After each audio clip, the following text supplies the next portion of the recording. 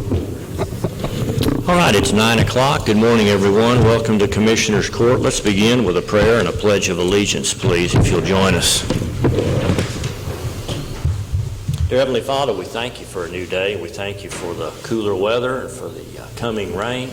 We thank you for this group that's gathered here together to express thoughts and ideas and opinions, and we just pray that you would focus our efforts, help us to come to appropriate solutions for the problems we face. We just pray that you would preside over this agenda and just grant us wisdom. We thank you, Lord, for each person represented here and for the jobs that they do and the roles that they play within this county. Please continue to bless our county and the people that live here. Please protect our servicemen and women, especially this week as we build up to Memorial Day. Thank you for their service. We pray these things in Christ's name. Amen. Amen. I pledge allegiance to the flag of the United States of America and to the republic for which it stands, one nation under God, indivisible, with liberty and justice for all.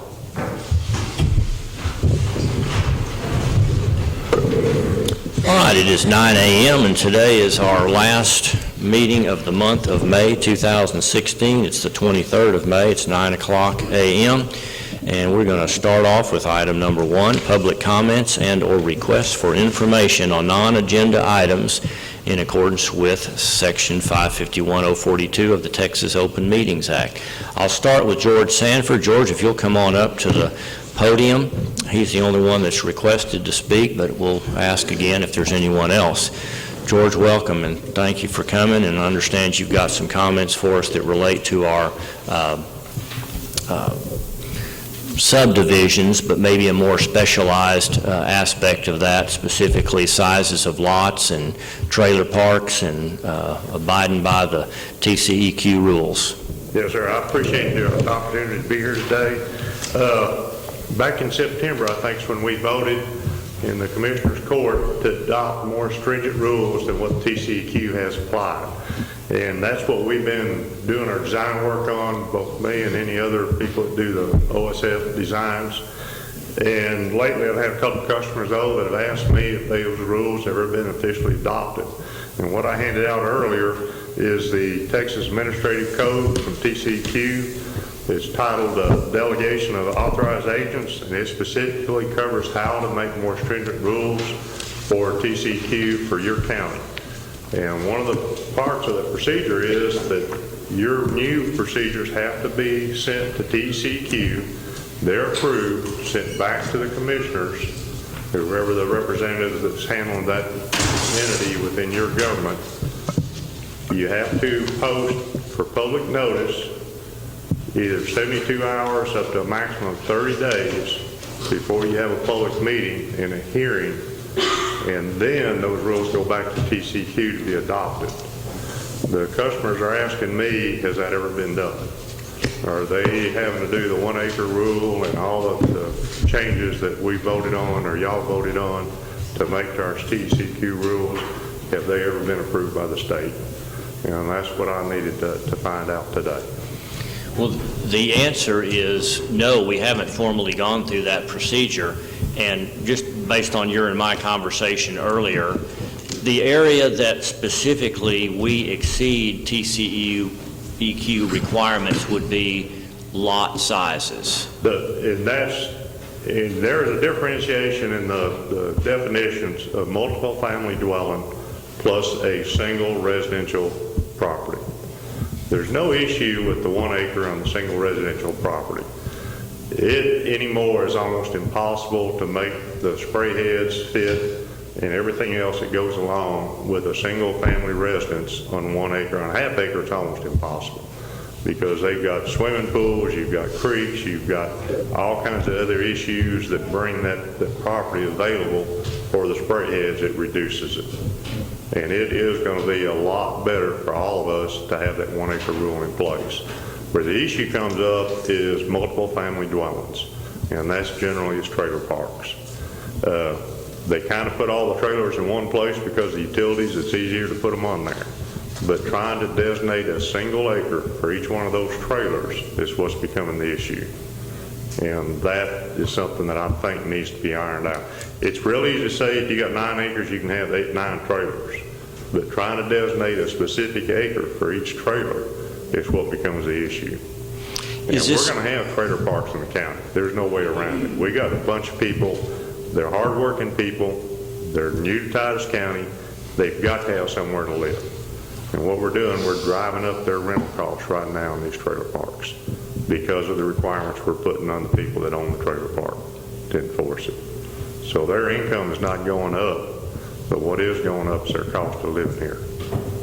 And that's one of the issues I think that probably needs to be further addressed before we send it down to the state to ask for approval. Does this affect existing trailer parks that want to expand, or are you concerned even about somebody who wants to start from scratch and build a trailer park? I think it's going to be both of them. Part of the issue is we got people that have gone together and bought large tracts of land, 10-acre tract. And there may be one house on there, and then they want to move another relative in there and put another house trailer on there, and then they want to keep adding to it. Those aren't true trailer parks, but it needs to be addressed as well as the trailer parks. But I really think the trailer parks are really the main issue right now. The people are going to live in them. I've visited trailer parks where people are living out there without electricity. They've got running water. They've got electricity to the septic system that's being treated. They don't even have electricity in the house they're living in. And we need to raise the standard some way, but we don't need to take it away from the folks. That's the only place they're going to have to live. So there's some discussion needs to go on with that. Why don't we have another agenda item, and we'll continue this conversation and expand upon it and see what ideas you have and Clint has. And you know, I think we all went into this with the best intentions. If we need to reconsider, and there's logic to reconsider to afford more flexibility, we need to hear it. We need to hear that, and we need to talk about it. Well, I'll be totally available anytime. I'm now a retired person, so I enjoy coming to the meetings. Thanks for bringing this to our attention, and I'll just plan on putting it on the next agenda to get the conversation started. How about that? I'll be available. Okay. All right. Anyone else like to speak during public comment time? All right, let's move on to item number 2, consider and possibly approve minutes from the May 9th regular meeting of Commissioners Court. This was our meeting 2 weeks ago. Judge, I'd like to make a motion we approve the minutes. Motion's been made by Commissioner Hinton to approve the minutes from our last meeting on May 9th. Second by Commissioner Fields. All in favor of approving those minutes, say aye. Aye. Opposed? Item number 3, a presentation by Glen Calvert with Priefert Complex Designs regarding remodel of the courthouse annex. And here we're talking about the large annex, not just the exterior remodel that's going on the corner at this time. Welcome, Glenn. Thanks for being here with us. Good morning. Thank you. Judge Lee asked me a couple of weeks ago about what my thoughts were related to major renovation projects, and this basically could be thoughts and ideas related to any renovation project, not just the annex building across the street. But I'll get into those in just a minute. On Friday, I received a sketch that you guys, I believe, have in front of you this morning related to some thoughts that Chris Basham put together for Judge Lee, maybe 6 months, maybe a year or 2 years ago, I don't even know. Probably about 2 years ago. But I've never looked at this project or the sketches until Friday, and I did have some thoughts on those, and we can hit some of the highlights of the bulleted descriptions if you like. There's a few copies of this over here on this table if anyone wants to grab a copy of that.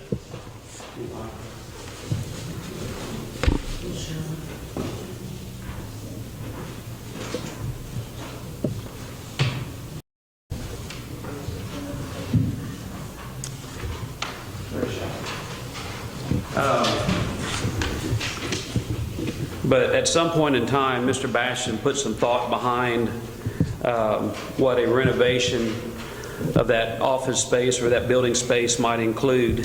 And you can see most of those for yourself, a connection between the Annex building and the adult probation, some rebuilt judges' offices, potentially another courtroom, district attorney office renovation, relocation of tax offices.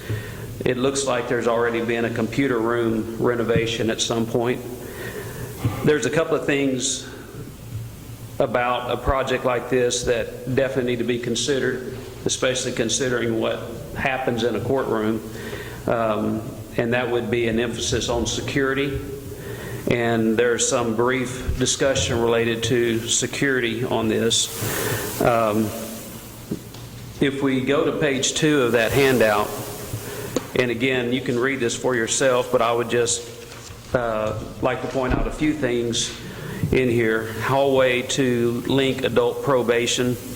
There's a note on there that talks about this being a securable access from one area to the other, and I think in a courtroom setting, you always want to control access throughout the building. Under item B, it talks about facade repair.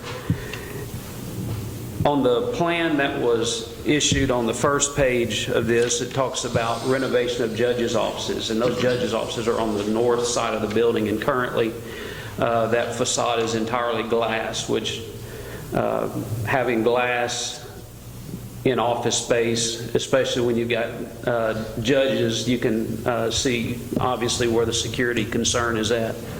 So this would potentially include a renovation in the facade or a facade repair and security upgrade in the renovation. The county and the city seem to be going towards more of the historic look, and I think there are some things that you could incorporate in that facade upgrade that would both give you the security that you're looking for and that you need, as well as a facade upgrade that is more keeping with what the city and county and the Main Street group are trying to accomplish. Item C talks about a new additional courtroom, and it says complete with a jury box. These notes were probably put together with some discussion between Judge Lee and knowing what the judges need. So evidently there's a second courtroom that's needed, and at least on the plan that's on the first page, it shows a courtroom where the current tax and vehicle registration is located. And I'm not exactly sure what the square footage of that would be, but that would be the first thing to find out, if that square footage that's available for that would be big enough for the use of the court to make it functional, as well as have room for a jury box. District judges renovations, again, secured area. This is the last one, item D on your list. Private restrooms for the judges, and I think that's probably I would say probably a need at this point, just so that you don't have the mixing of potential, I guess, participants in the court with the judge for security reasons. It did talk about a small conference room and consulting room in between the offices, and just looking at the floor plan, I think that might be a little bit of a stretch trying to fit that in. So I guess my initial thoughts would be to possibly make those offices a little bit larger, each one of them with just a small sitting area inside the offices. But all of that would have to be investigated. There are some general considerations on the back of on the last sheet, talking about electrical service requirements, HVAC service. The state codes will require a project like this on a renovation to make sure it's completely ADA accessible. So that's not mentioned in here, but that would be something that would definitely need to be incorporated. So after looking at this and trying to wrap my mind around what all would need to happen, and getting back to what I think Judge Lee asked me to talk about today is the process. How do we go about doing something like this? Or not necessarily we, this is your project, the county's project, but I would say that the first step on a project like this is to define the project. Right now, we've got a building, we have all of these ideas of the things that need to happen inside this building, but it's a matter of coordinating those ideas and putting them in something that will actually work. We call that process programming. Programming looks at the spaces, it looks at the needs of the space. It includes interviewing the people. Again, it's defining the space, defining the project. Whenever we talk to people about programming, we look at different items within programming, and the items that we use all start with the letter P. It started with programming, but the next thing we look at is the purpose. What is the purpose of this project? What's the purpose of this renovation? What do we need to accomplish? We know we need secured facilities, we need another courtroom, we need a jury box, we need connectivity to the adjacent annex space. It's a matter of just defining what needs to happen in this space and how to go about doing it. So that's our purpose. Another thing that we talk about is the plan. And at this stage of the game, at this level of the project study, the plan isn't drawing so much hard and fast lines. Okay, we're going to put this wall here, we're going to put a bathroom here. It's more about space allocation. How much room do we need for this courtroom? How much room do we need for the judge's offices? How do these spaces connect? So the plan is more of a square footage and flow, a square footage allocation and a flow through the building is what we look at. For a renovation project like this, that's already being used every day and used to the maximum, something that really needs to be looked at is phasing. How can this project be phased so that your existing activities aren't completely out on the street? For instance, if you have existing trials or hearings that are going on in the courtroom, whenever that courtroom is under construction, things need to happen in that courtroom which will cause them to be displaced momentarily or for a time. So the phasing is important, another P word. So that's something that has to be looked at from an operations standpoint. And that's probably stuff that none of us in this room can make that determination on what that phasing looks like. It's going to have to be a discussion with the people that are using the building. It's everything from the tax people to the court people. One of the other P's we talk about is price. At this point, we have no idea what a price of something like this. I can tell you that renovation work is not typically a pretty scenario, especially when we're relocating walls, potentially having to add electrical, HVAC service and zoning, having to look at security issues, ADA issues. All of those things come into play when it comes to what the final price. But projects like this aren't cheap, but it's more than I'm at any liberty right now to really discuss. I think whoever does the programming, that would have to be something that's included in the programming exercises, coming up with a rough order of magnitude, basically is what it would turn out to be, rough order of magnitude cost. Another P is the process. How do we do this? What are the steps that need to be taken? One might be programming, one might be planning, the other one would be construct. So you can look at this in basically a 3-phase process. And at this point, we're not even, and I'll keep saying we, I guess I can say we, I'm a citizen of the county. But at this point, really the first phase hasn't even started. And the first phase would be the programming. So that's kind of my rough 30,000 foot view of this process. Any questions? At what point do you bring in professional help, and at what level is that professional help to begin that first day of programming? In other words, who do you need to have as part of your team to begin that process? Is that a discussion process that this group of commissioners begins without professional help? I think you're going to be limited in going forward with this thing in an appropriate and meaningful way until you get professionals involved, I'll say that.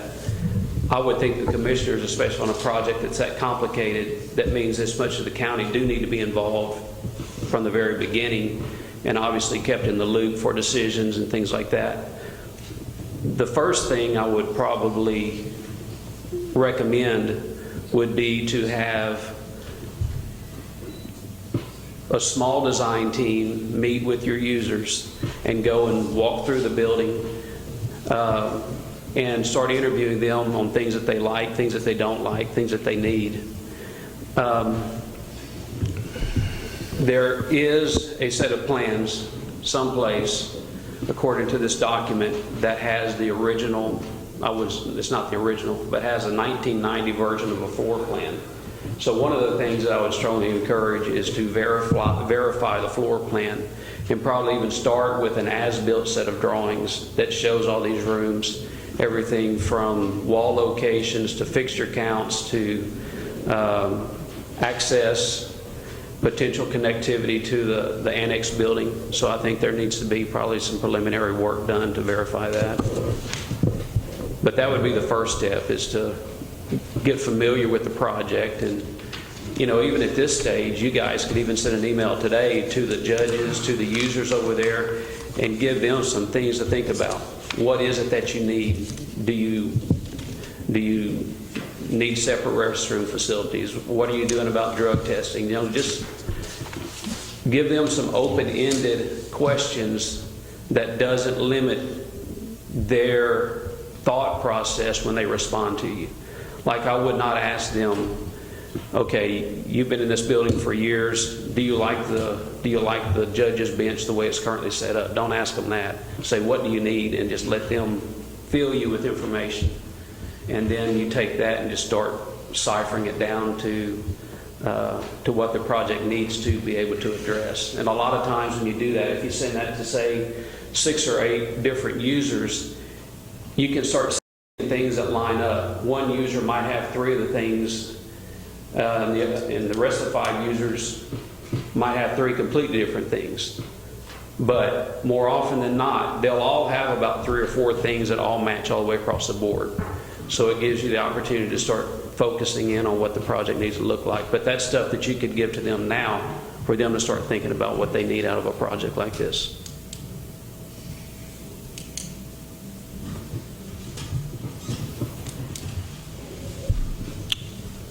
I've got a couple more questions, but I don't want to cut y'all off.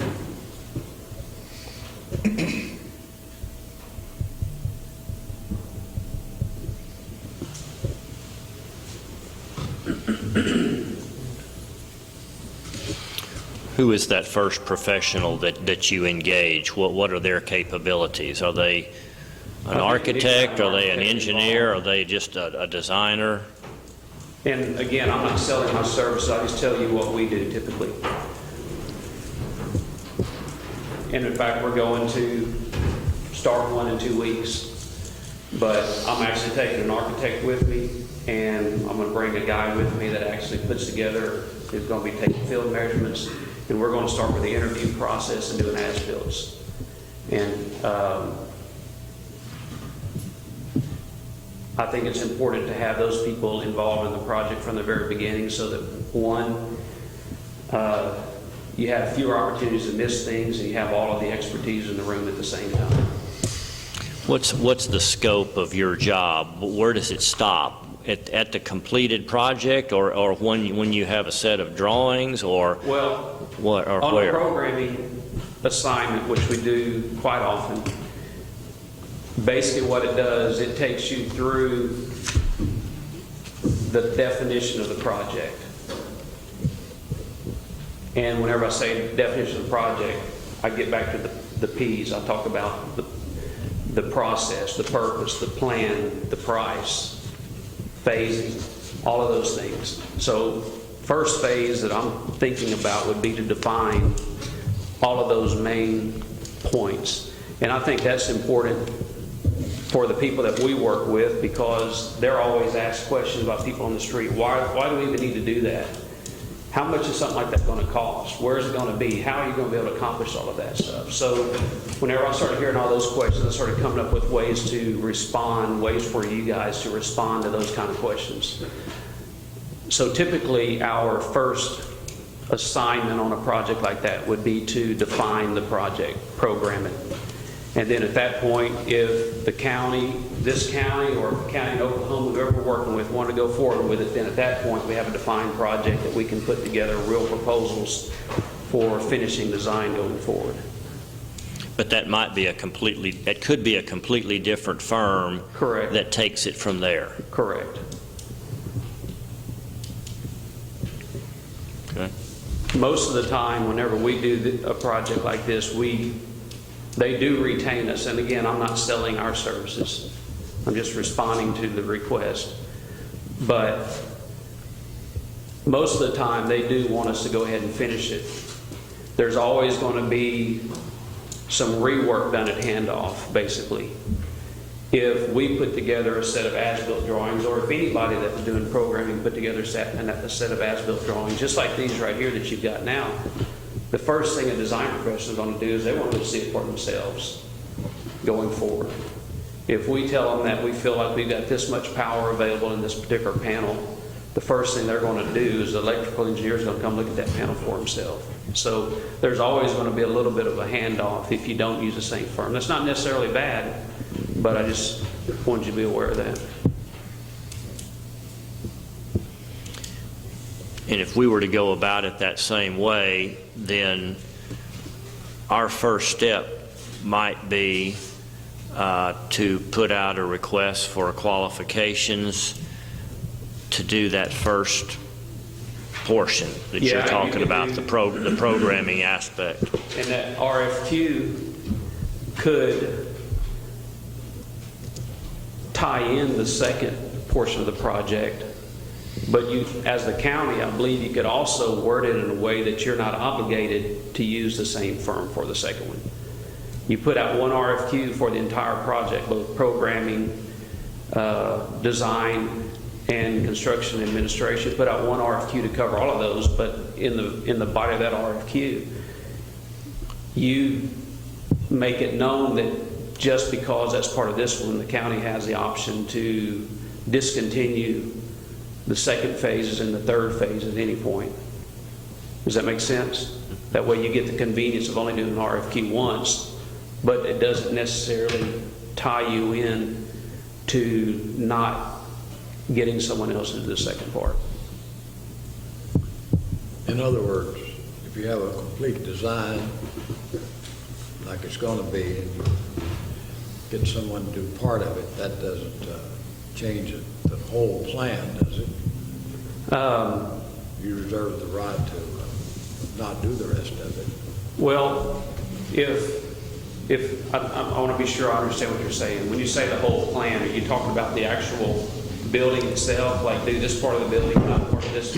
All of it, the whole thing. Have a plan before we start. So, and then you have a plan, you're going to find a design, I guess, purpose, whatever it is. And then you decide, you give a portion of that to someone to do. The plan doesn't change. The whole plan doesn't change. Just that part of it you get done. In other words, we can do this project as we can afford it. You have a total plan, though. You don't come up with a new plan like we do. Oh, I understand. Are you talking about on the construction end? Yeah. Yeah, there's a way that you can probably do the design so that if, say, courtroom renovation is the #1 priority and judge security, you could even say building security is the #1 priority here, and you address building security first, and then you say we need to upgrade the courtroom. You could probably pare that out if you wanted to. But yeah, I wouldn't recommend trying to design just this one little quadrant of the building and then jump into the next. It all needs to be designed at once so that it actually works. But as far as breaking out different interior finish outs, that's an option. And I think it probably would need to be done that way, not necessarily because of the finances of it, but because you can't go in there and demo the entire building right now because you'd have all these operations that are on the street. So I think it would have to be sequenced around the footprint of the building just for operations. Does that make sense? Yeah. Okay. Yeah, but it makes sense that, for instance, I'll give you an example right now. For instance, I don't see cutting a hallway through your compromising security from this adult probation. I think that's what hits my mind.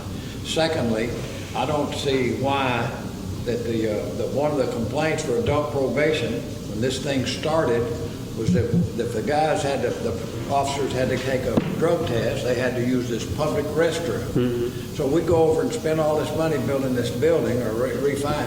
We got one bathroom for employees, druggies, I don't know. Testers. If that's a better word. Now, how did we do this? Then we got, I don't know, I think we didn't have a total plan to do it. Although this sketch here is a plan, I'm not sure that it was discussed and thought through. I think that's the important part about during the programming phase, understanding and I would say becoming to understand, getting an understanding of the way the building is actually used, the function of the building, the security needs, and the only way that we really, as a group or as a county, I keep saying we, but I'm in Titus County too, the only way that the county can really understand that is to really interview the users and understand what their needs are.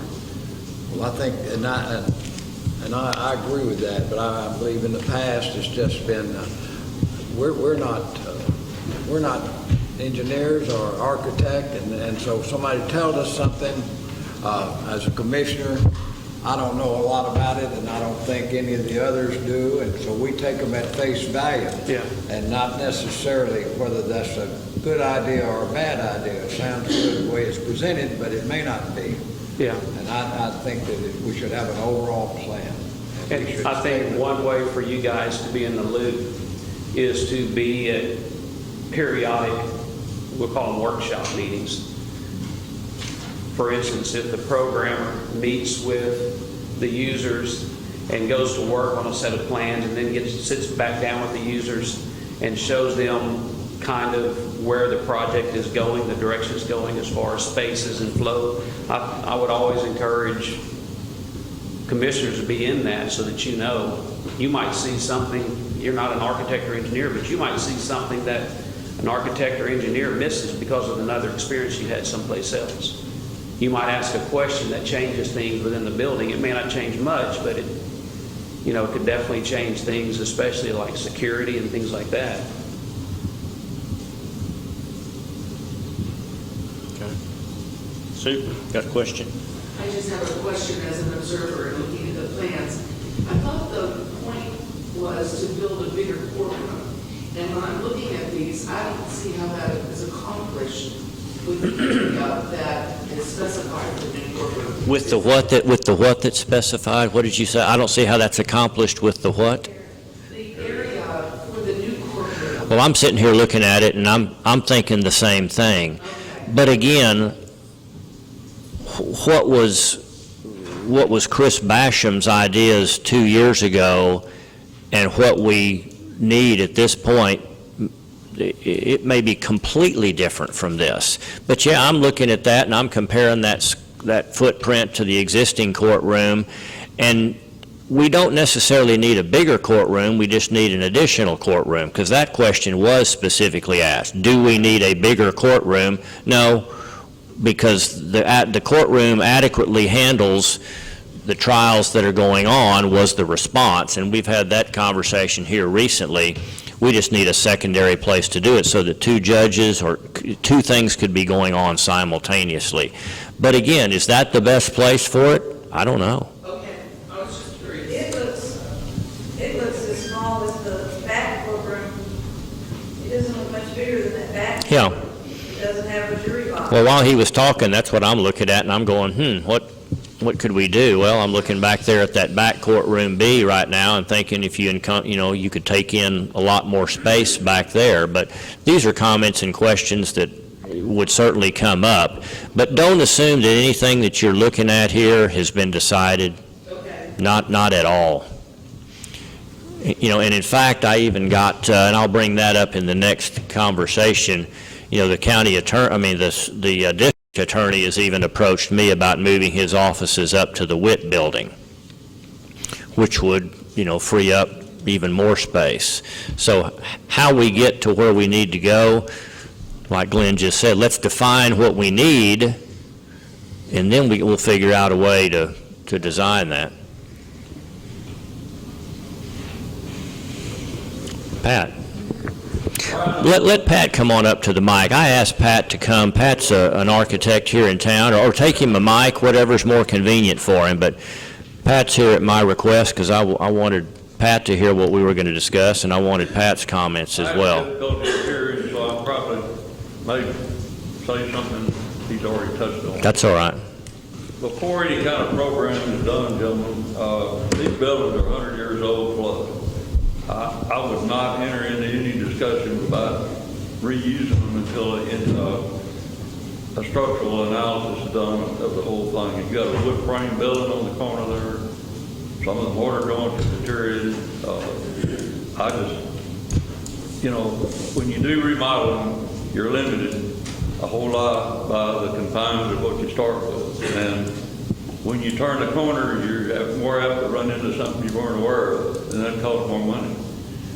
I think you have a better decision. You can make a better decision if, in some cases, you tear it down and start over, because you have new wiring, new foundation, new framing, and it's generally going to be steel or concrete, which is a whole lot better than wood. I'm not saying we couldn't conceive of the design to make this square more beautiful, but I mean, that's easily done by architectural drawing.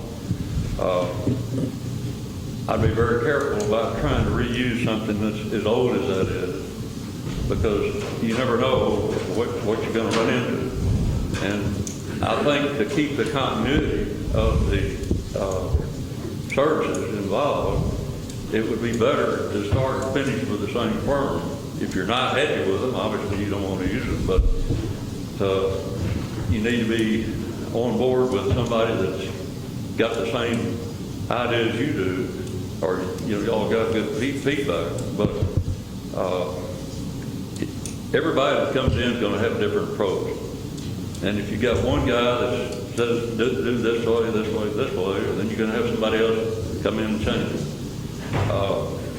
It's ultimately going to be your decision about what to do, but I'd be very careful on trying to reuse. I wish there was, we'd had the discussion before you spent all the money on the adult probation, because I don't know, those walls they may be fine. I don't know. I know for a fact that the Witt building has some problems, at least what I've seen. But you're limited with these narrow, long buildings. If you tore it down and did something else, you'd have more flexibility to solve the entire problem rather than just an immediate concern. Glen's a structural engineer. I'm an architect. Generally, it's a team effort.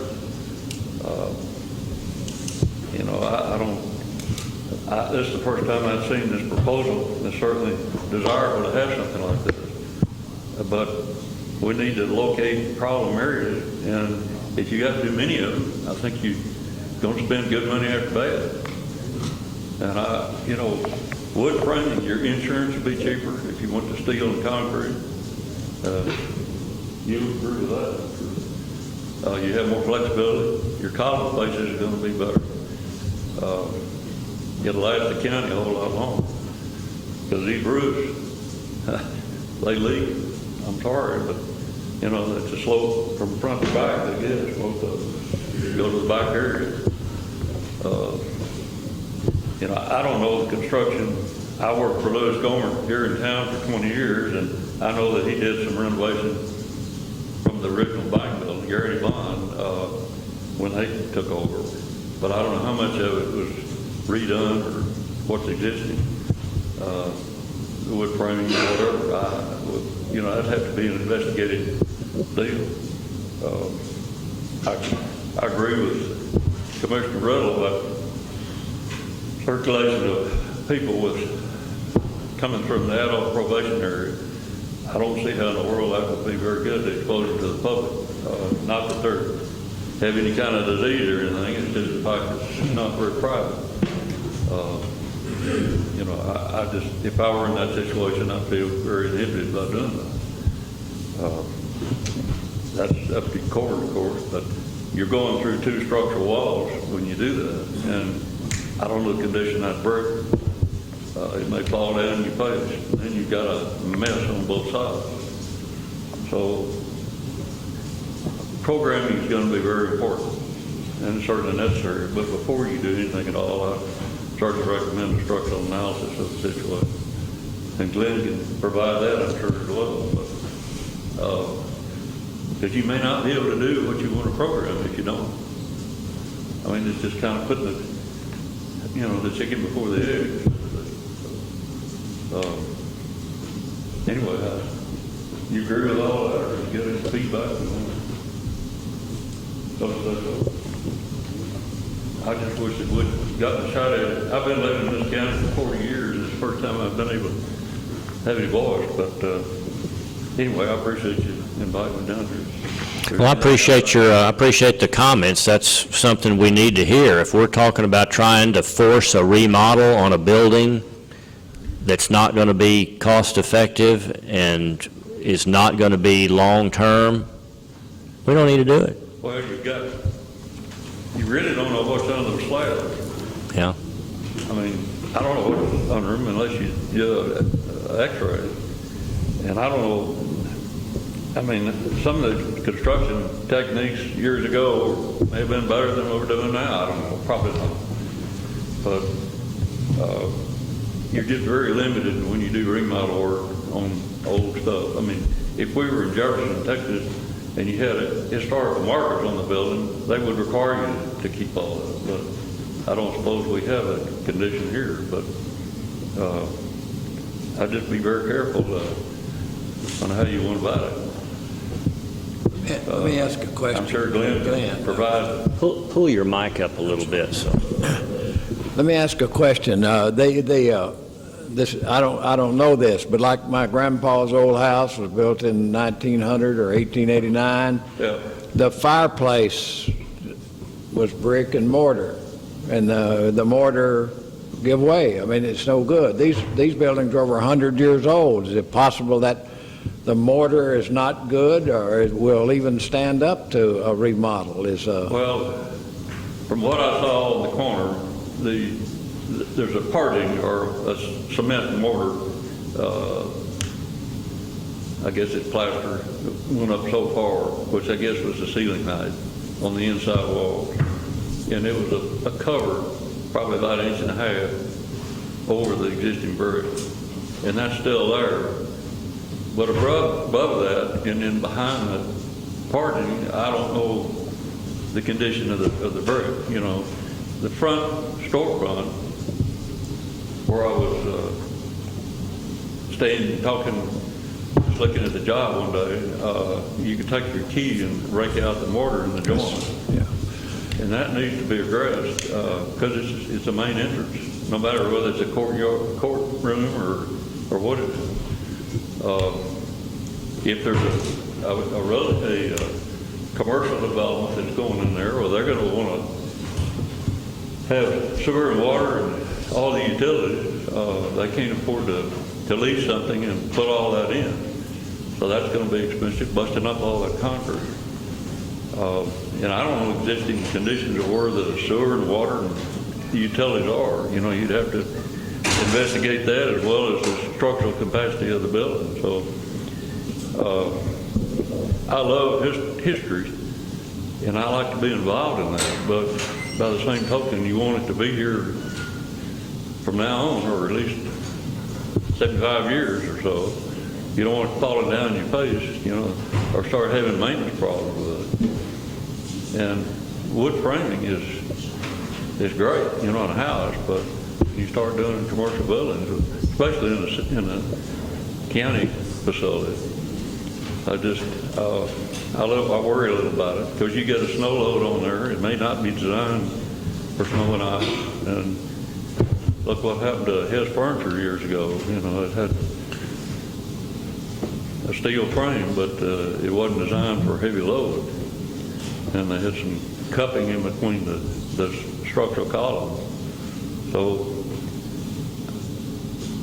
you know, it's been my experience when I do renovation that you really never know what you're getting into. You have a budget and you try to stay with that budget, but unfortunately sometimes you run into a blank wall and you've got to spend several $1,000s to correct a problem that you didn't know about, or the contractor didn't, the architect didn't. And it's a whole lot easier, faster, and more permanent to stay with new construction, if possible. But of course, you're confined now. You have the adult probation that you've already renovated, and you have very little left on the end of the block, so to speak. So, but you don't want to tear. I don't know what to do at this point. And I think that needs to be decided before you get into saying who's going to be in the space. I mean, that's an easy part of it. Once the building is structurally sound, well, you can design most anything. But I just hate to see you spend the money and wind up with something that's marginal in the end. Do you know anything about the construction of that courthouse annex? Could there be a lot of wood frame in that main annex? No, I don't. Louis Gorham was, well,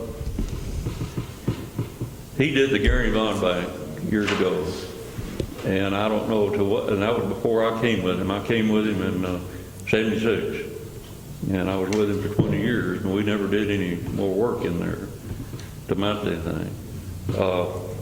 Some home builders have done some additional work in there. Swanner and Spurgeon did some work. When the bank moved out, the bank moved out and the county moved in. Now, I don't know what was done or how it was done. I would say they probably used wood framing because that's what they're familiar with. But it would require an analysis. Glen asked me, I ran into him yesterday at your restaurant and at Jimmy's, and it said,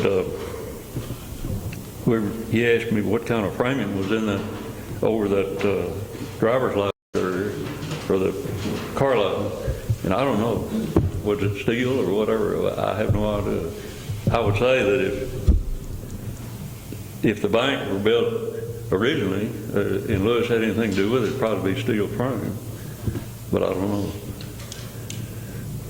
But I know that this is not the end of your endeavor to conform the county officers, but I just don't want you to be limited in what you're doing, and you may be structurally. I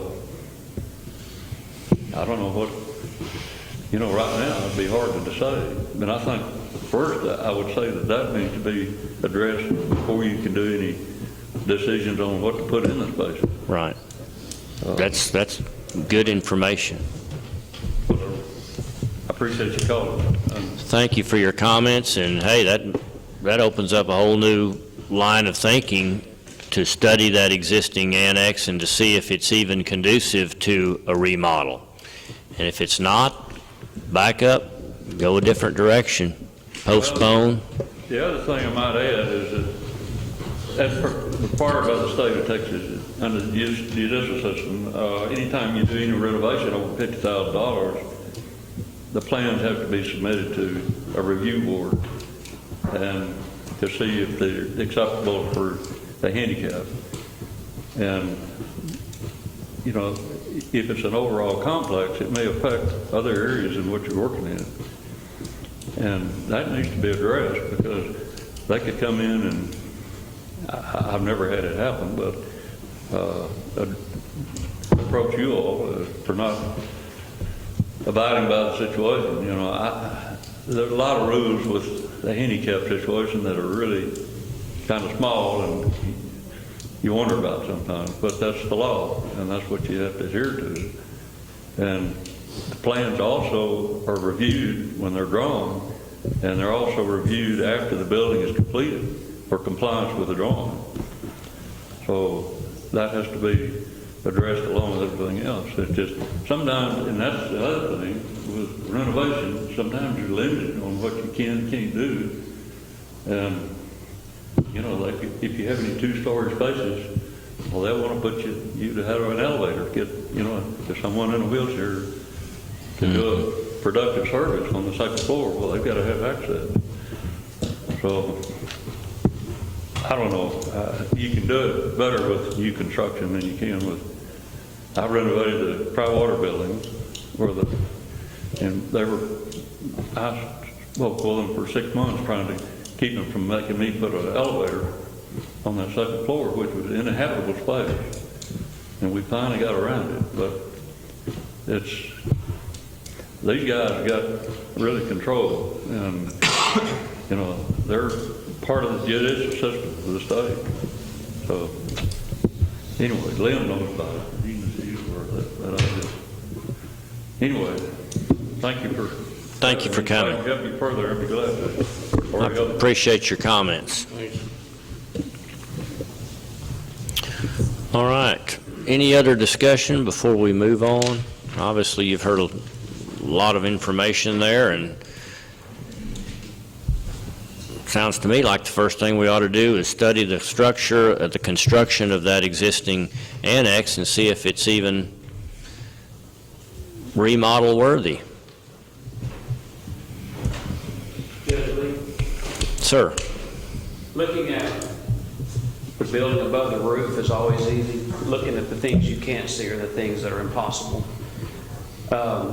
It's been my experience in this part of the country that if we just pour concrete, people call it good enough, but it's not something that we would ever be able to stand behind if we were to, say, certify a structure. If we were to certify a structure, we would have to certify parts of it.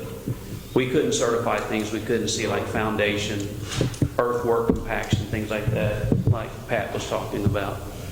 So if we looked at the structure above ground or from ground level up, that would be one thing, but there's no way to know what's below ground.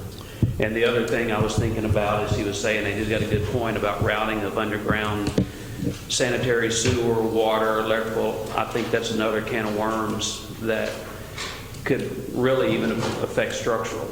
But it's also something, as he said earlier, it's really hard to plan, to do plans around when you don't know where pipes are going. So that'd be a significant amount of investigation work as well, which opens you up to additional costs on the construction side, because quite honestly, a lot of that's going to have to, there have to be some assumptions made during the design phase, but it would have to be verified during construction phase, and you don't really know where that's going to lead you as far as costs are concerned. Good. Thank you. Pat? Brian, Would you come up to the mic so we can get all this recorded? We record this, and they can't hear you if you're not at that mic. I might suggest that you discuss this with Lewis. He may have the existing drawings that he had. Of course, that in itself would have to be verified, but he observed the work during the construction. I'm sure I know him well enough to know that would be the case, but he can save whoever some time by giving the drawings to the court. Right. Rather than say, getting on a ladder and verify, but you'd have to verify it, of course. But I mean, you got electrical, you got so many trades involved in this. And one thing I wondered, and I know a lot of this is done, and I'm probably old-fashioned by suggesting it, but I like to have undivided responsibility when I have a job. And the only way you can get that is have one general contractor and let him have sub-bids underneath him. If you go out and you have a construction manager and he goes out and bids every phase of the job, then you've got 15 people to look toward when you have a problem. I know you're paying him a fee for the service. You're also paying the general contractor the same thing. But if you have a problem, then you can go directly to him and say, look, we got to resolve it, you know. Whether it winds up in court or not, that's something else. But I don't understand why all this sudden change to construction management. I don't know that you really save a lot of money, especially doing renovation on existing structure. Have you found that you save money by going that route? Or I know that that's generally the case with the court. Well, I certainly don't think that anything less than a general contractor on a job of this size would be appropriate. I absolutely agree with you. As far as how much money do you save, I don't know. Well, I like to be able to go to one person instead of 15 or 10 or whatever. Yeah. And always been the case. You're paying for that service, but you're also paying a construction manager a percentage to do the same thing. And I think that he's getting in an area of responsibility that he really shouldn't be in. I don't understand that sometimes, but I know it goes on all the time, especially with school work and municipal work as well. But anyway. Is it, could I ask? Sure. Isn't it required for a government building or public building to have a structural analysis made before? Is that not a requirement by government code? It's just more than that, it's just common sense. But Yeah. I mean, the only thing that's really required if you have renovation is that you've got to have an asbestos review, and all the asbestos has got to be removed. And that, I'm sure everybody's aware of that. If you don't, the general contractor can come in and have a field day in the court, and you don't want that. So I don't think that there's a requirement, but it just makes sense. You don't want something happening from existing on top of the new. So just whatever. Thanks again. Thank you. All right, anybody else want to ask any of these? You got a lot of talent here if you have any questions. Otherwise, I'll move on. Not at this time, good. Okay, Pat, thank you again for coming. Glenn, thank you very much for coming. A lot of stuff to think about before we take the next step. All right, item number, I'm going to skip over item number 4. I'm going to go to item number 5. We've got Sean here from KBRO. Sean Bryan is going to discuss with us the general topic of ransomware and recent similar attacks on county computers and what they've been having to deal with. Good morning. Good morning. A few years back, we ran into a pretty nasty malware called ransomware. I don't know if you're aware of it, but essentially what it does is it takes infects your computer and it takes your data hostage. You have to pay a fee to get that back. The FBI came out and announced that if you do get this on your system, your best bet is if you don't have a reliable backup, you pay the ransom. We've seen hospitals pay $500,000. We've seen counties pay several $100,000 when they don't have a very good system. So this year we got an announcement from the government that said ransomware is about to get a lot worse. They have several adaptations of the malware. Not all antiviruses can stop them. They can stop some, but really it's kind of a stick and carrot situation where they try to get you to click something like an email or open an attachment or something like that. We've had a few infections here, I think 4 in the last month. We found that in every case it was a user error issue. Fortunately, you do have a backup solution. You have a system in place that goes and grabs your documents and backs those documents up. You have a system in place that backs up your net data information. That is not susceptible to this. There's 2 different types of data. However, the government has also released a statement saying that the best solution is a good backup. The backup solution that you have, you purchased several years ago, gave us enough storage to be able to back up just the documents. We are looking at, we brought to the IT committee on Friday an option to upgrade that system to a better system. More storage, it's faster, it's more redundant, it has a lot more options for us to be able to utilize. with the possibility looks like the technology will allow us to be able to back up your images as well, which is something you're already looking at purchasing within the next 6 months. I don't want to say that it will happen. I just hope that it will happen. So we won't know until we test it. We see that on paper it looks like it's good, but we won't know until we get there.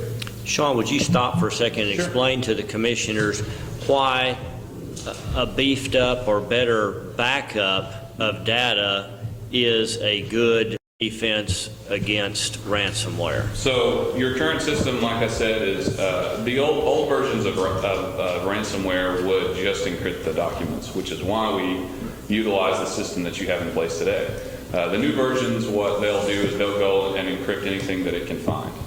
In addition to that, it'll spread to every machine or every attached device that it can find and encrypt everything. So you wouldn't even be able to run most of your programs or anything like that if you were to get this version of malware on your system. So the new system, what we would like to do is to be able to create a full image from the user that you have. So in other words, instead of just backing up your documents, we get an image of what your system looked like yesterday. Of course, as a result of that, we have to have more storage. We have to have a better solution in place. We just don't have enough.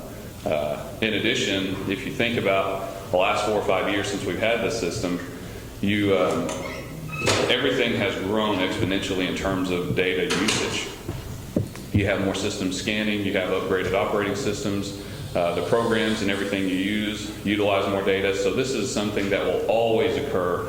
I'll always be up here so long as I'm working for you, saying, hey, we're going to need more storage. The question is how long we can go until we have to come back up here and say, hey, we need more storage. At this point, we need more storage to be able to do this. You can continue to back the documents. They don't use a ton of storage, and we've utilized this server for several things. Actually, it is backing up your images right now. It's just not really a fail-safe solution like we want it to be, especially given our recent issue with images. So does that help?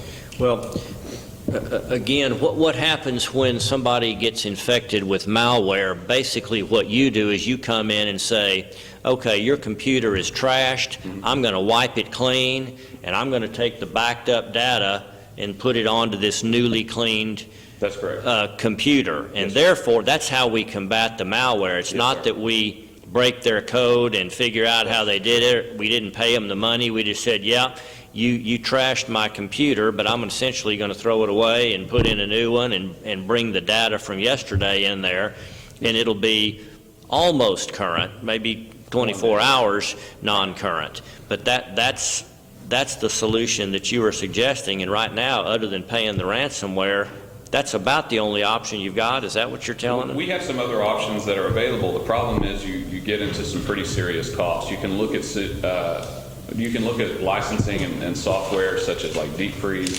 from Pharonics. Those software though is going to run you upwards of $10,000 or $12,000, and they only go up to the current operating system. So you're going to have to repay that every time a new operating system comes out and the county chooses to upgrade. So this is really the most cost-effective way to combat this type of thing. You've been infected 4 times this year, and all of which has been within the last month, and you haven't paid a dime. There's no need to. You have a backup of really the essential part of the computer. But if we have this new system in place, it allows the turnaround time to be much quicker. It allows us to load that image that you had from yesterday rather than spending 3 or 4 times the amount of time to be able to get that system back online. So there's really a lot of uses that we get out of this new system too. So it's really an upgrade all around in terms of functionality and overall, like you had mentioned, Judge, just being able to combat this ransomware at a level where we just don't have to worry about if somebody gets infected, very, very deeply as far as the ransomware is concerned. So you're expanding what you back up on my computer from just my documents, and you're encompassing even more stuff that could potentially be damaged, but that also saves you from having to come in and install my operating system and install 2 or 3 other programs. We'll still have to do the base install of the software, which isn't usually the most time-consuming thing. But when all of your favorites and all of your emails and all of your contacts and all of that stuff is backed up as well, that saves a ton of time and a lot less headache on you. but of course it requires more storage. The system that we're looking at putting in place, there's several options, several ways to do it. We worked with the IT committee. I basically narrowed it down to a few that I recommended. There's pros and cons of everything that you do. They recommended a 12-bay storage solution that is 2 terabyte units in each bay. So that'll give you about 20 terabytes usage, which I think the county will use around 10 if we're backing up every desktop. I will say that if you choose to proceed with this and allow us to be able to upgrade this system, it's going to take time.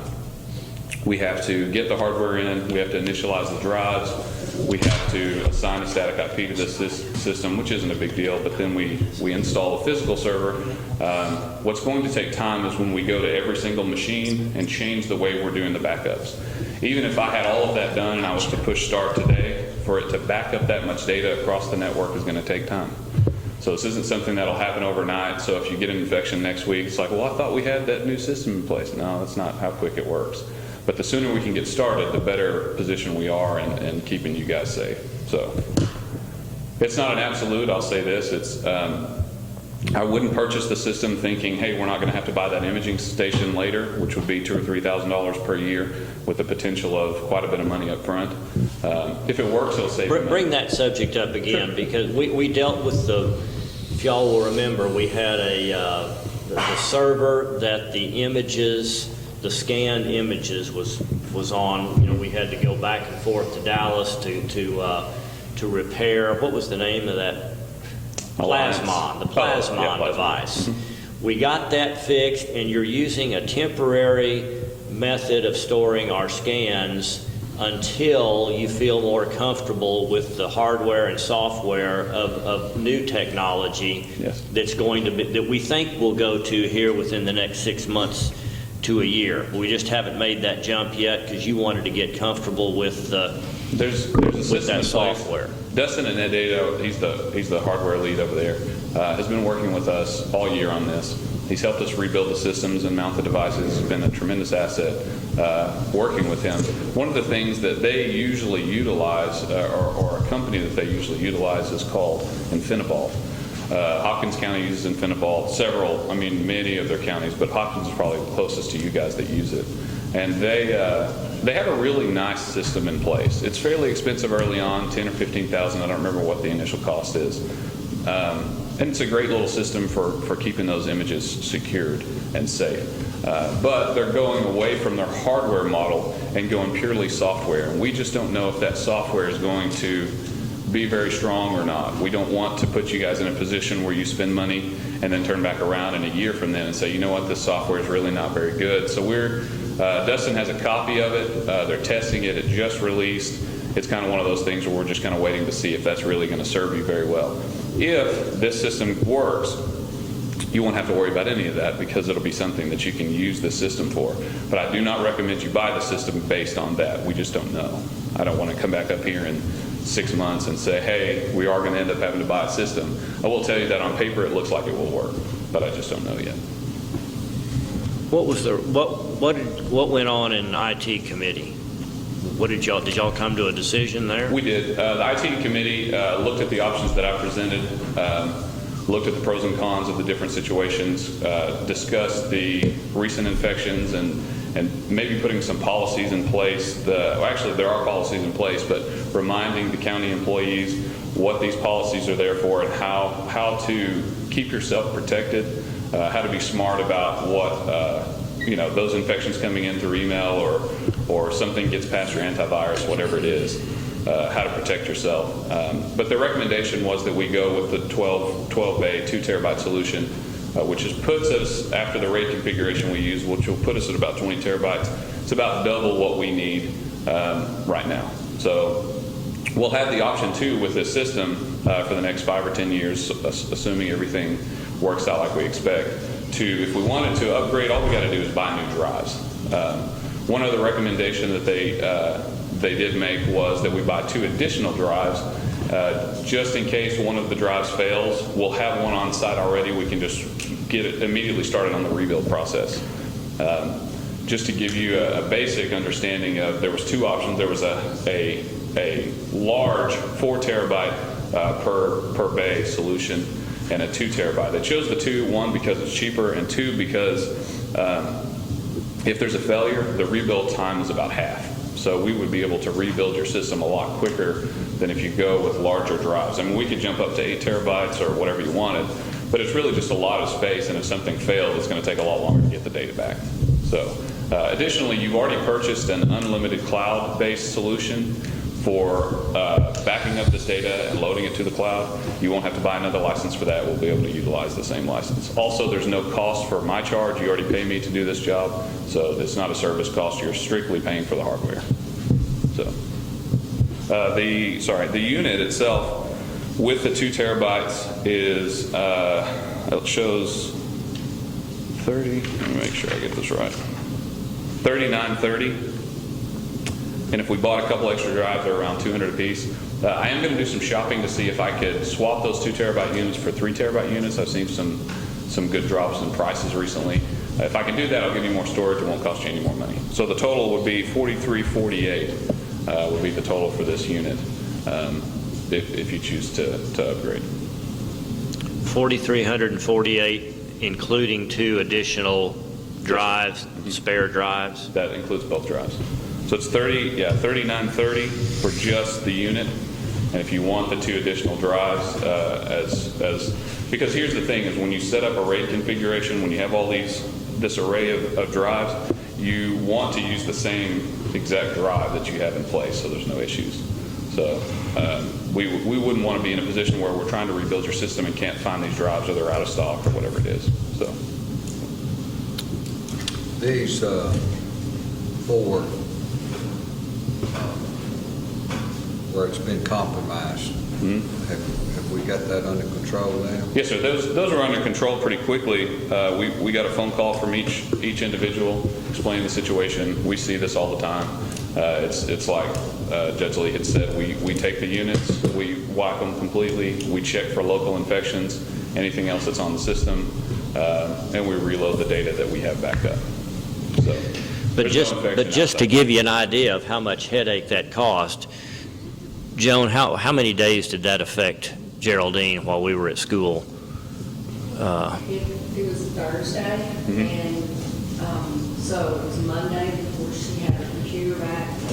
The court coming up, and then she was getting ready she had to redo a lot of stuff, and I think she pretty much has it back under control.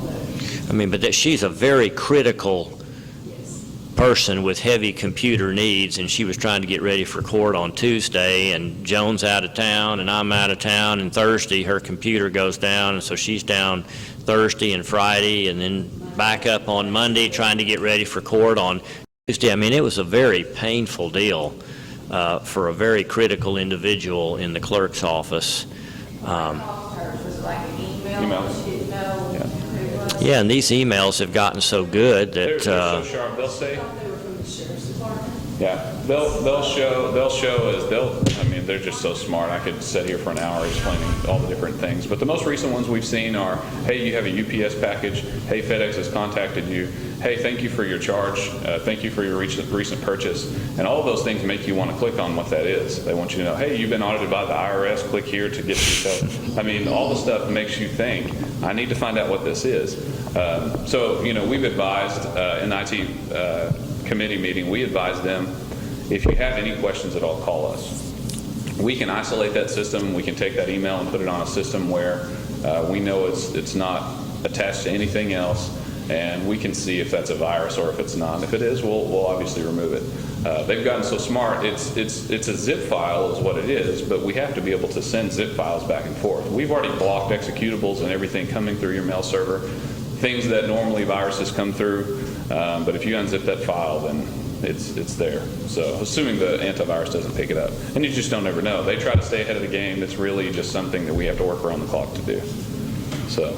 And it doesn't matter how much education we give to all of the employees that have a computer. Sometimes somebody is going to click on one of those emails. We're all going to be susceptible to it. That's correct. And you do have systems in place. The great thing is the systems that you do have in place have prevented things from happening. Like I remember when I first came on board, and there was nothing really in place. And so when we started utilizing the systems and installing these servers and firewalls and such, before that I had virus calls every single day. I mean, we had 20 or 30 infections in a day, and there was just no way for us to catch up. So when the court approved getting some of these systems in place, I mean, we get an infection here and there. It's usually not a very big deal. But with the government saying, hey, you're going to have a lot more issues with ransomware this year, encryption is a basic function of computing. We encrypt files to send to each other securely, things to your bank, things to one another that's confidential. And so this thing encrypts, but it's not under your approval. Of course, that's not how it looks to him, but they just take that data ransom, and the best thing to do is just have a backup of it. So what if he has that data? He doesn't even see it. I mean, it's something that you click on most of the time, and it says, pay us, and we'll decrypt it or give you the key. And then they can do it again in a week. So it's until there's a better solution right now, the best option we have, according to everything that we've researched, is have a good backup system in place. And you have a good one, you just don't have enough storage to be able to back up all that we want to back up. In the case of Geraldine, she doesn't have her contacts, she doesn't have anything from her emails. Those things are not being backed up, we just don't have the storage for it. This new system in place will allow us to be able to back up those emails while you're still using your email, which is not a function of the system that you have in place now. It allows us to back up a lot more than just the documents folder. Because ransomware, like I said, it has grown from just encrypting the documents to so much more. And so it's really important, I think, that there's a system in place to protect this other elements of this data. So she lost her email and her contacts. That's correct. Yeah. It's another reason it was probably slow and very difficult for her to get back. I mean, even just the save forms, where you start to type in somebody's email address and it doesn't pop up, and now you have to go find it. It's just making her job a lot harder. If we had a system in place like this a little bit sooner, that would have been something we could have done. We should have recommended it sooner. We've been trying to play catch up is really what it comes down to. Judge, I'll make that motion that we buy the 4,000. Let me ask. 4348 will give us the unit and 2 drives. Yes, sir. Let me ask a question. Yes, sir. Is there any reason, I mean, this does, I was in the meeting. Sure. It's okay with me on that, but what about the computers that don't make any difference? Is there a lot of those we could separate? I mean, why does, I noticed that one of the examples was Geraldine, and then the other one was History Society or whatever it is. Sure. All of those, can they be taken away from if they got infected, where you said, like my computer, it wouldn't bother anything. There are systems like that that really don't have, they do a very basic function, just general usage. My question is, there are other systems like that we could separate from the possible liability of jamming up, stealing the whole system? That I see. Other computers. You mean take off the network or take off the system? Yeah, take off the network. They still have to have internet, though, and they still have to. It would probably cost you more money to isolate those systems because we'd have to build a whole private network for them. Okay. But there are systems like that in place which won't require much of anything as far as backup is concerned. Most of the systems are not that way, but there's probably 20 or 30 machines in the county somewhere that's, public stations, things like that it really doesn't matter if they lose their data or if it gets, and all your public stations are locked down anyway per the law, but, there are systems like yours. And keep in mind, too, this system is in place for this network. Like, for example, your machine's out in the outside of the network, so it wouldn't apply here. That was my question. Is there other machines we could make outside the network? Back in the day, we used to be able to just plug in a flash drive or something and back them up, which wasn't a big deal. But now these viruses are sophisticated enough where they go out and they look for those drives and they say, oh, here's a bunch of more information. I'll encrypt that too. So this system's in place. It works differently. It's hidden from the local drives, so the virus will never know. In addition to that, we'll have it backed up to cloud storage, so we'll be able to revert back to previous versions of those files as well. I second the motion that Mr. Fields made. Motion and a second. Just one question. If we buy this, are you going to immediately utilize this, or at least attempt to utilize this as our image server backup? Yes, we will. So you'll know pretty quick if that's going to be a suitable Yes, sir, we will. solution. I'll buy the system, we'll get the system in, we'll initialize the drives, give me about a week for that. Once we get the system in place, we'll contact Dustin at that point, see if we can mount those images to this system. We'll know pretty quick. So give me maybe less than a month, I should know. Okay, all right.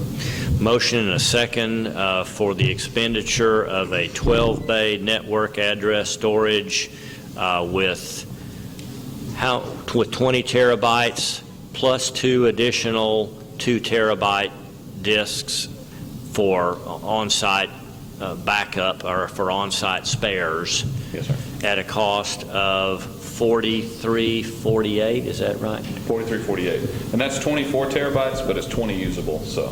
Okay. But that's correct. All right, motion and a second. All those in favor of expending that $43.48 to get this additional backup, say aye. Aye. Opposed? All right. We'll get started. Thank you. Thank you. Appreciate your waiting on us this morning and for taking care of us.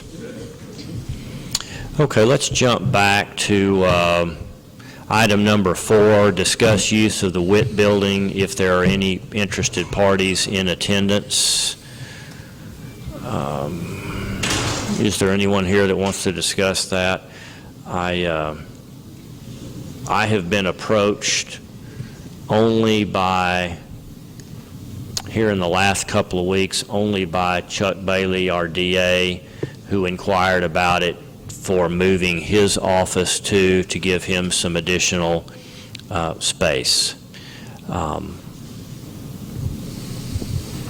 So again, I asked him to go over there and take a look at that space and see if indeed he thought that would be actually generating additional space for him by the time he put a couple of bathrooms in there. And I think he went over there, and I think that he's still in favor of that being considered for relocation for him, but I have not had any private entities contact me about use for that. Any inquiry thus far has been within the county, or our county departments have asked about it. The brief meeting I had with someone in the restaurant business has never gone any further. So at this time, I still have nobody who has expressed serious interest in that, so we'll continue to set that aside. Judge, and I talked to Chuck, because you can look at the I don't know how much more footage. I know it's bigger than what he's got now, but the plans at some point in time was to remodel his area where he could have more room. And I asked him to look at it, because at some point in time, if we do this work, we're going to have to rent a place or have some place for him to go to. And if that would meet his needs there, that's something we can look at. Of course, you need to look at restrooms and those type of things. And I told him when he got, or to get with you and talk to you about it. So that and he did. At some point in the future to have to rent a place or get another place. Right. Don't you think we should wait till we get some structural? Absolutely, absolutely. Today was an eye-opener to me about studying whether or not that annex is suitable for a remodel. That's honestly something I hadn't considered, and I appreciate that being brought out.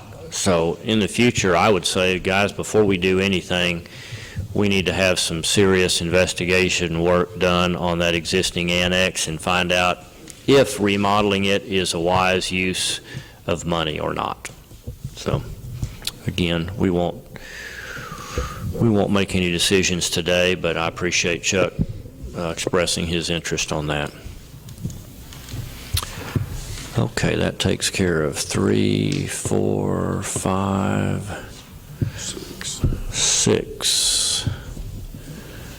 Let's go to item number 7. Consider and possibly approve the addition of an automatic damper system and an additional thermostat to the county attorney's office at a cost of $2,300. This has been an issue that we have been dealing with almost a year, down in the county attorney's office. And that was previously some of the adult probation staff down there. And I don't know why this didn't come up more. It probably was an existing problem back then. I remember Barbie having a heater in her office there that she would have to run during the winter time. But for whatever reason, we don't have a good distribution of conditioned air, whether it's heated or air conditioned, that adequately covers all of the office space in the northeast corner where John Mark Coburn's offices are.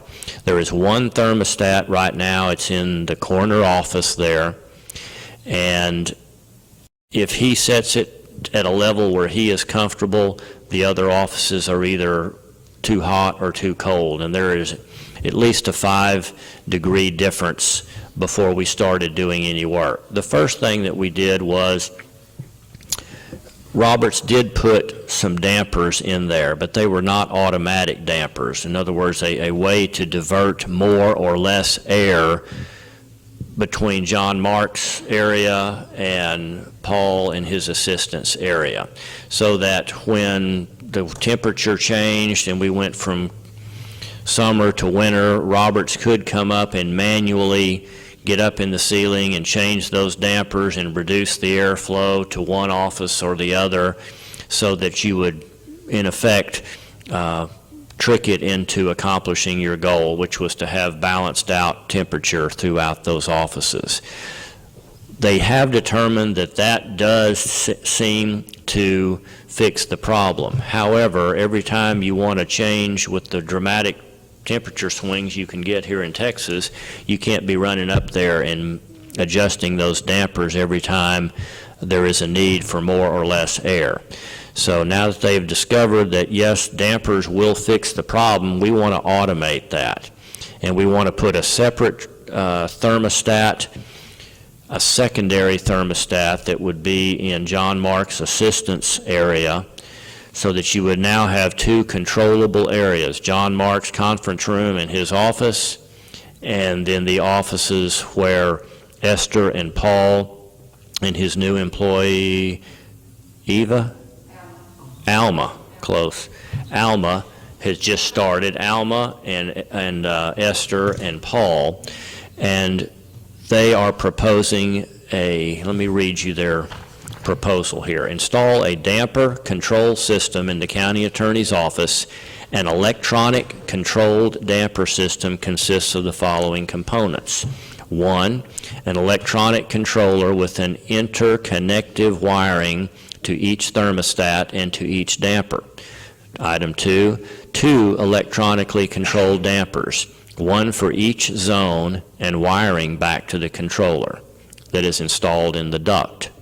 3, a barometric relief damper to be installed in a transfer duct from supply to return.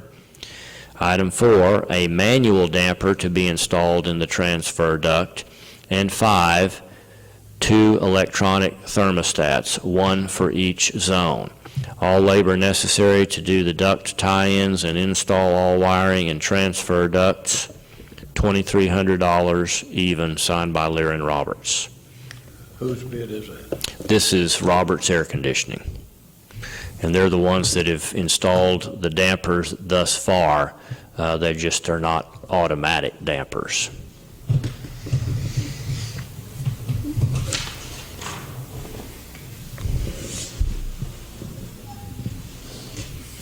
We need it to work. I make that motion.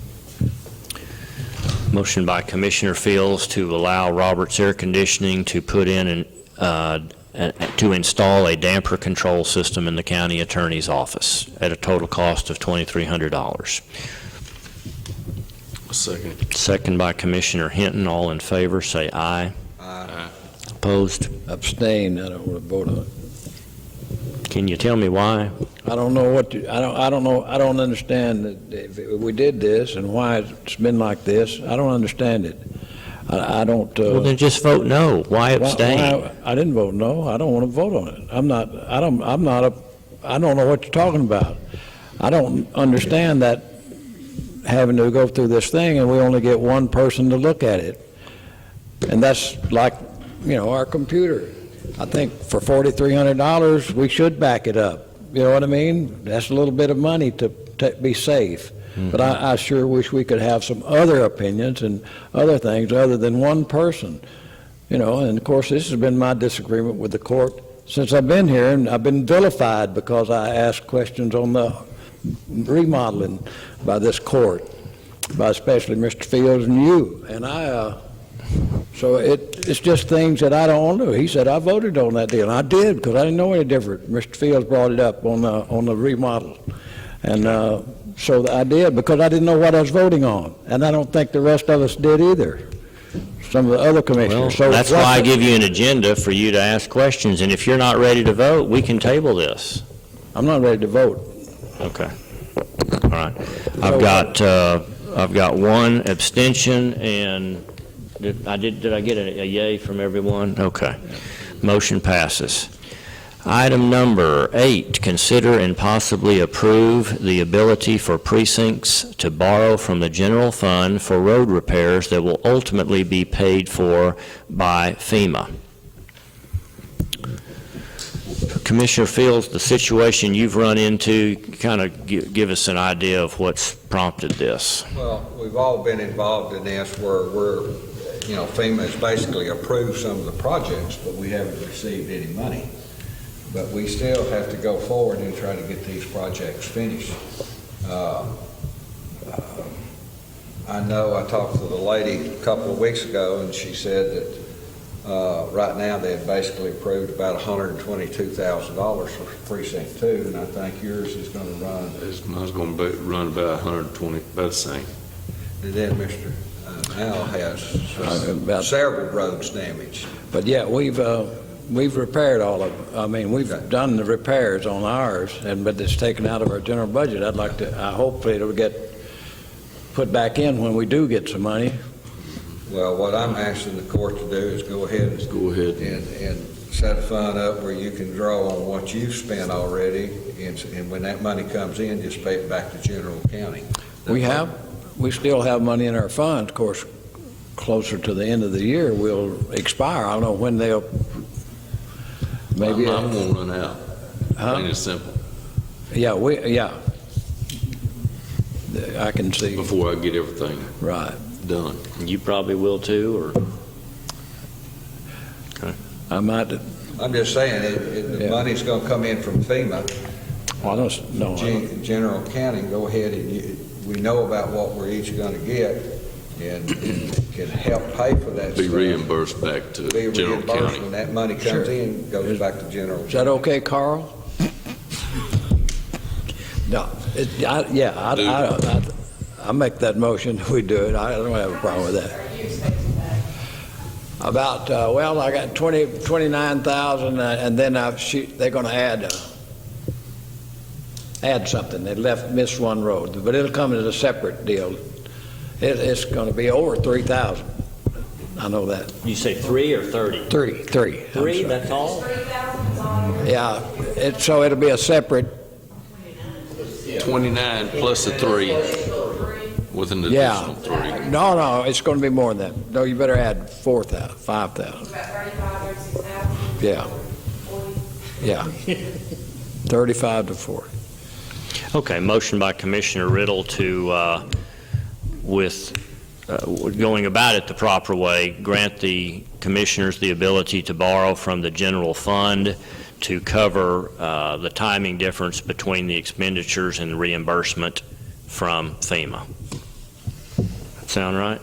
Sounds right. Okay, need a second then. Second by Commissioner Parker. All in favor, say aye. Aye. Do I need to restate that for anybody? Restate that motion. The motion is to grant the ability for the commissioners to borrow money from the general fund to cover the timing difference that results from the expenditure on road repairs until that reimbursement is received from FEMA. And we really don't know how long that will be. I don't know if it's 6 months. I don't know if it's a year. Since I think all of us have been approved, I think it'll be in the next month or so. You think so? Oh, I wish. I kind of got the impression it would be. Sir? No, I kind of got the impression from the guy that we rode around with that we're talking about 6 months to a year. It's been 3 months. Oh, I guess so. I'm just have low expectations that this all will flow smoothly. But anyway, that's not part of the motion. It's just to cover that temporary shortage until we receive reimbursement from FEMA. Okay, and we all in favor? Did we vote? Yes. All in favor, say aye. Okay, aye. Nobody was opposed. Item number 9, consider and possibly approve travel and seminars.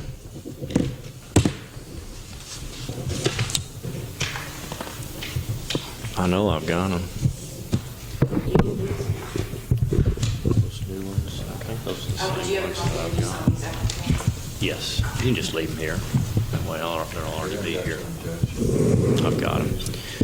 Okay, the first one, actually the first 1, 2 are from Ray Barrett, our constable. He would like to send his 2 reserve deputies, Lisa Toland and Jewel Lee, to a conference entitled Traumatic Brain Injury / Body Cameras / Hearing Impaired in Naples, Texas. This will be on the 15th of June. The cost is $61 per person. They'll travel together by patrol car. So $61 each. And Ray says, don't write checks until I let you know, because the classes could possibly cancel if they don't have enough people sign up. Item number 2 is a request from our auditor to send Christy and Sharon to Employee Benefits Academy Part 2 in Tyler on the 27th of May. Cost each is $195. They'll carpool together with total mileage of $135, bringing the 2 total charges, $195 on one and $268 on the other one. That's all I have there. I'll make sure there's nothing else. Well, they're just those 4? Cookville Volunteer Fire Department. I have that also. This is a request from Cookville Volunteer Fire Department, reimbursement for 1 meal and lodging for 2 firefighters who attended vehicle extraction training in Marshall on April 8th through the 10th. Enclosed is a hotel bill for $183 and a meal receipt for $32 for expense reimbursement for Godfrey and Adwell, who attended vehicle extraction, $215.04 total. Those are all of the requests that I have. Motion by Commissioner Fields, second by Commissioner Hinton. All in favor, say aye. Aye. Item number 10 is approve oral and written reports.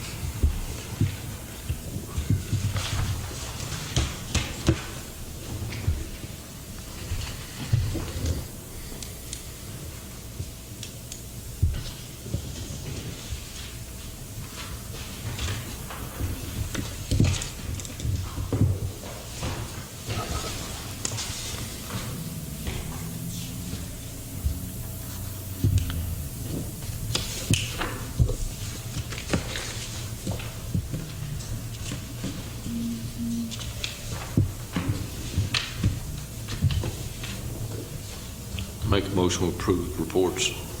Motion is made for approval by Commissioner Hinton and a second by Commissioner Parker. All in favor, say aye. Aye. Opposed? Item number 11, consider possibly approve our treasurer's report.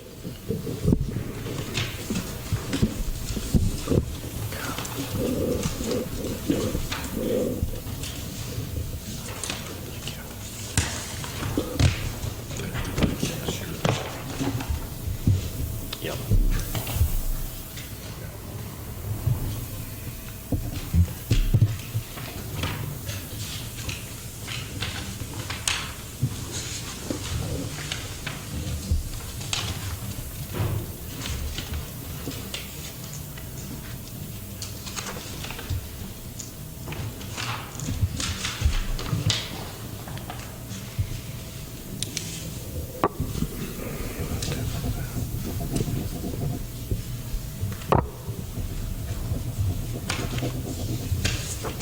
Make a motion to approve treasurer's report. Motion's made by Commissioner Hinton and a second by Commissioner Fields. All in favor, say aye. Aye. Opposed? Item number 12, approve budget amendments, if any. No budget amendments. Item 13, sign pay orders and approve payments. Make a motion with pair of bills. Motion by Commissioner Hinton to go ahead and approve and pay those bills. Second by Commissioner Parker. All in favor, say aye. Aye. Item 14, closing comments, if any. I just want everybody to be aware that Chief McRae is no longer reviewing the volunteer fire department reports. It's just taken too much of his time, so we will have to rely on the accuracy of those reports by our volunteer fire departments if you wish to continue to pay that. I was contacted and had a meeting set up, and I met with 3 of the volunteer fire department chiefs, and it was their opinion that the run money be discontinued. They just did not feel like it was accomplishing the original purpose that we thought it or hoped it would when we approved it at the beginning of this year's budget. In light of the fact that Chief McRae is no longer reviewing those, they just feel like it's more of a liability than a benefit. And if you wish to compensate them, that we find alternative ways to do that. They're not saying it has to happen today, but they're just giving me their opinion, and they wanted you to know that their opinion, that thus far they have not seen the improvement in volunteer participation that they had hoped would come, and they had prepared their departments for the fact that this was a temporary experiment to see if this was going to work or not, and they're just giving me a report, mid-year, that they don't think that is working. So you can be thinking about whether or not you want to discontinue that, if you want to wait until the end of the budget year to discontinue that, whatever you would like to do. And we'll need to know, the doctor's office will need to know pretty quick because we're still getting reports in, so we'll need to know Yep. Yeah, we would need to vote on that if we make any changes to that. Well, I'd rather you all be thinking about that, and if you'd like for me to put that on the agenda. In fact, I think I will just put that on the agenda to consider any possible changes to that. It was just last meeting that we approved making a modification in the payment dates. So if you'll make a note there to put that on the agenda for next time. I've not had any communication with FEMA in the last couple of weeks, so I hope that that's going smoothly with you all. Everything that I have been asked for, I have provided, but I keep thinking I'm going to get all this paperwork that we need to complete, and I have not gotten any yet. So if y'all need any assistance there, please let me know. I think that's all I had. Commissioner Parker, anything? I would just like to announce that they're going to have a rededication ceremony for the Chauncey May deal. They've done a bunch of work and all out there, built a new little garden, that looks real nice, got a flagpole, flag with lights and all. Lighted flagpole, okay. They're going to rededicate it next Monday morning at 9 a.m. So anyone's in town or can be there, I'm sure it would be appreciated. Out there at the site where the flag is? Yes, sir.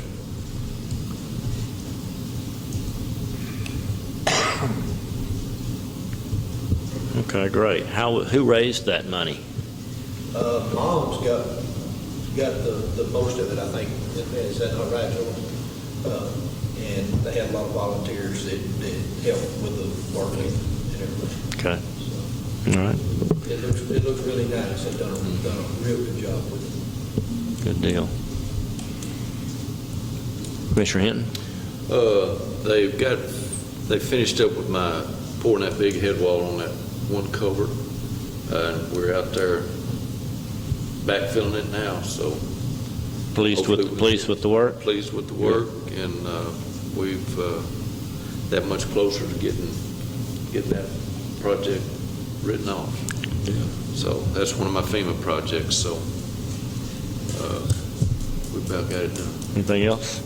Not at this time. Commissioner Fields? You got to understand, it's been a long time, so I'm not going to say a whole lot that when we bought the Garrity Bond Bank, all that in the front was open. I was trying to think, the architect company out of Tyler was the one that got the bid on that, and they, before we bought it, Alfred got somebody to go in there and look at it and see if it was sand. I think it's metal. Raising stuff up there, but all that stuff, you may be able to go back in the early 90s and find that in the files in there. So I'm not sure who all was involved in that, but I do remember that being checked. But one thing we had problems with was that back building because we didn't have an elevator, and he's exactly right. You have to meet codes and everything else for the handicap, period. There's no question asked. It has to be done that way. And since it was not going to be used as a public use or anything, it just would be storage up there. That elevator was not put in, but down the road, if we did need it, we could have used it then. But anyway, that, and I know there's plans in there of what was done up there, and the different courtrooms and all that stuff. So just have to look back here. If I get a chance, I'll go back through there and look and see if I can find it.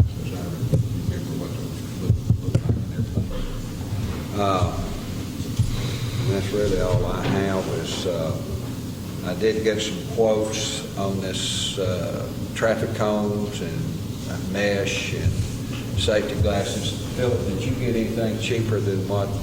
I'd have to look at what I've got there.